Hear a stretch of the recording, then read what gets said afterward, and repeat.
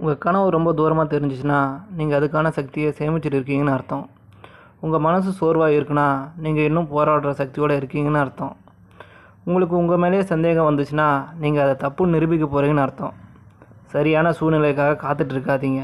உங்கள்கிட்ட என்ன இருக்கோ அதை வச்சு ஆரம்பிங்க. இன்றைக்கி ஒரு சின்ன வெற்றி நாளைக்கு ஒரு பெரிய உதயமாக மாறும். தேவையில்லாத சத்தங்களை தள்ளி வைங்க. சாக்குப்போக்குகளை விடுங்க. சின்ன சின்ன வேலைகளை ஒன்றா சேர்த்து ஒரு பெரிய விஷயமாக உருவாக்குங்க. 7 தடவை விழுந்தாலும் 8வது தடவை எழுந்து நில்லுங்க. இது வெறும் பழமொழி இல்லை, இது ஒரு தேர்வு. உங்கள் பழக்கங்களை வேகப்படுத்துங்க. இந்த நிமிஷம் முழு கவனத்தோட ஒரு தெளிவான வேலை திரும்ப திரும்ப செய்யுங்க. வெற்றிகள் அனுமதி கேட்காது, விடாமுயற்சி அது பின்பற்றும். அதனால் இப்போவே செயல்படுங்க. சீக்கிரமாக தோல்வி அடையுங்க, இன்னும் வேகமாக கற்றுக்குவாங்க. உங்கள் பயங்களை விட சத்தமாக வெளிப்படுங்க. இது உங்களுக்கான வாய்ப்பு. பிடிச்சிக்கோங்க. இப்போவே ஆரம்பிங்க.